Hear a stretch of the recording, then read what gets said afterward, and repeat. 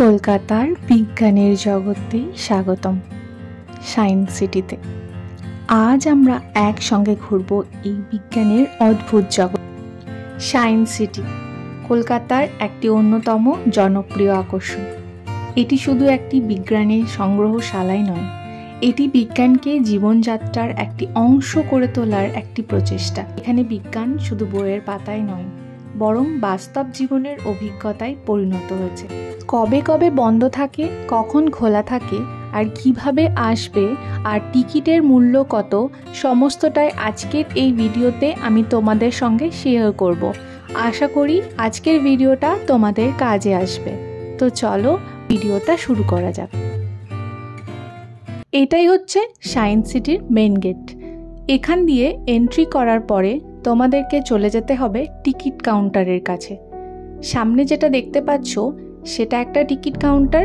আরও একটা টিকিট কাটার উপায় আছে, সেটা হচ্ছে রোপওয়ে। তোমরা চাইলে রোপওয়ের সাহায্যে তোমরা এন্ট্রি নিতে পারো। সেক্ষেত্রে রোপওয়ের টিকিট পড়বে, এন্ট্রি টিকিট 60 টাকা, রোপওয়ে 60 টাকা, টোটাল পার হেড 120 টাকা।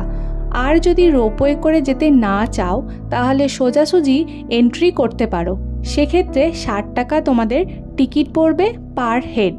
তবে কখনো কখনো সময় অনুযায়ী এই টিকিটের পরিমাণ বাড়া কমা হতে পারে। এন্ট্রি করার পরে সায়েন্স সিটির ভিতরে অনেক কিছু আছে যেগুলো বিজ্ঞানের জগৎকে আরও মজার এবং আকর্ষণীয় করে তুলেছে, যেমন space gallery, earth gallery, life science gallery, 3D theatre, planetarium, science park, বিশাল পিকনিক স্পট, ক্যাফে, রেস্টুরেন্ট আর শিশুদের জন্য খেলার জায়গা। আমরা যেহেতু একটা নতুন এক্সপিরিয়েন্স করতে যাচ্ছিলাম, তাই রোপওয়ে করে এন্ট্রি নিয়েছিলাম। সেক্ষেত্রে আমাদের পার হেড পড়েছিল 120 টাকা করে। আমরা যেহেতু বাচ্চা নিয়ে গেছিলাম, তাই অনেকের মনে প্রশ্ন থাকতে পারে বাচ্চার কি টাকা লাগবে। 5 বছরের ঊর্ধ্বে হলে টাকা অবশ্যই লাগবে। সেক্ষেত্রে বলে রাখি, আমার মেয়ে 5 বছরের হয়নি, তবু আমরা টিকিট কেটেছিলাম যাতে ও সমস্ত কিছু ভালো করে নিজে বসে দেখতে পারে, উপভোগ করতে পারে, যাতে ওকে কোলে নিয়ে বা কোনো অসুবিধা ফিল করে আমাকে কাজ না করতে হয়, সেই জন্য। তবে একটা কথা বলে রাখি, সবার আগে যেটা করবে, তোমরা যাওয়ার পরে পরেই সমস্ত যে শোগুলো হয় তার টিকিটগুলো আগে কেটে নেবে। যদি আগে না কাটো সেক্ষেত্রে কিছু অসুবিধা ফেস করতে হয়, যেটা আমাদের ক্ষেত্রে হয়েছিল। আমরা যেহেতু পরে গিয়ে টিকিট কেটেছিলাম আগে সমস্ত কিছু দেখে তারপরে, তো সেই জন্য আমরা পরবর্তীকালে কোনো শোয়েরই আর টিকিট পাইনি, খুব কম করে 2-1টা পেয়েছিলাম। তাই সবার ক্ষেত্রে আগে এটা বলবো যে তোমরা আগে গিয়েই সমস্ত শোয়ের টিকিটগুলো কেটে নেবে। তারপরে শান্তি করে সমস্ত কিছু এক্সপ্লোর করার পর যখন শোয়ের টাইম পড়বে ঠিক তখন দেখে আসতে পারবে শোগুলো। এখানে বিভিন্ন ধরনের শোয়ের জন্য বিভিন্ন টিকিট হয়। সেক্ষেত্রে তোমরা লাইনে দাঁড়িয়ে টিকিট কাটার পরেই জানতে পারবে কোন শোয়ের জন্য কত টাকা লাগবে। পার হেড ধরে রাখো অ্যাপ্রক্স 150 কি 200-র মধ্যে হয়ে যাবে। সায়েন্স সিটি সকাল 10টা থেকে সন্ধে 7টা পর্যন্তই খোলা থাকে। 6টার সময় টিকিট কাউন্টার বন্ধ হয়ে যায়। আর বন্ধ থাকার দিন সাধারণত হোলির দিন ছাড়া কোনো দিনই বন্ধ থাকে না। সায়েন্স সিটি শুধু একটি ভ্রমণের স্থান নয়, এটি বিজ্ঞানের একটি উৎসব। তাই এখানে এসে এটাকে উপভোগ করার মতো আনন্দ আর কিছু নাই। আমি বলবো অবশ্যই একবার হলেও এই সায়েন্স সিটিতে এসে তোমরা ঘুরে যাও, দেখবে মন যেন শান্ত হয়ে যাচ্ছে। সমস্ত কিছু নিজের হাতে করার সুবিধাও রয়েছে এর মধ্যে, যেখানে তোমরা সমস্ত কিছু সুইচ টিপে, বাটন টিপে নিজের সাহায্যে বিজ্ঞানকে উপভোগ করতে পারবে।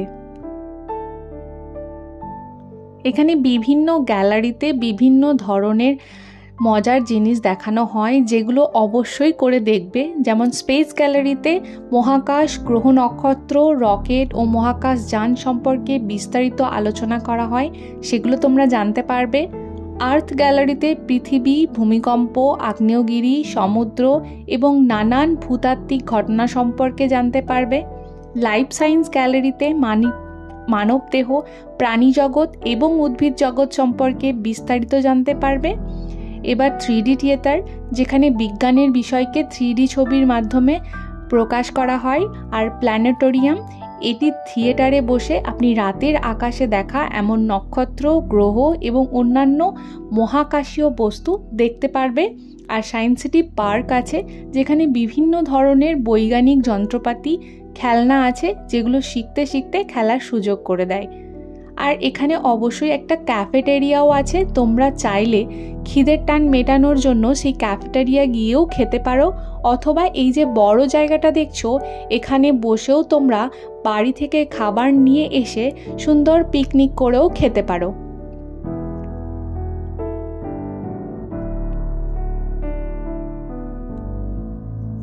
সায়েন্স সিটি শুধু কলকাতা বা বিজ্ঞানের জগৎ নয়, এখানে আয়নার খেলাতেও মুগ্ধ করে। যেমন এখানে বিভিন্ন ধরনের মিরর আছে, যেগুলির মাধ্যমে কোনো বস্তুকে কোন কোণে কেমন দেখায় সেটা জানার সুযোগ পাবে, এবং অবতল উত্তল মিররের সাহায্যে কোন বস্তুর আকারকে বড় ছোট দেখানো হয় সেটাও এখানে খুব সুন্দর করে বোঝানো আছে। তাই অবশ্যই এই মিরর সেকশনে অবশ্যই যাবে এবং সেটাকে দেখবে আর উপভোগ করবে।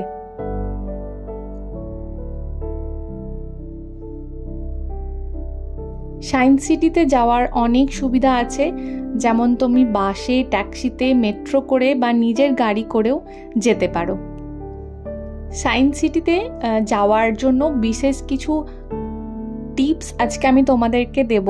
সেটা হচ্ছে, সপ্তাহের শেষে সায়েন্স সিটিতে ভিড় বেশি থাকে, তাই চেষ্টা করবে সপ্তাহের যে কোনো কর্মদিবসে যেতে, তাহলে কি ভিড়টা কম পাবে।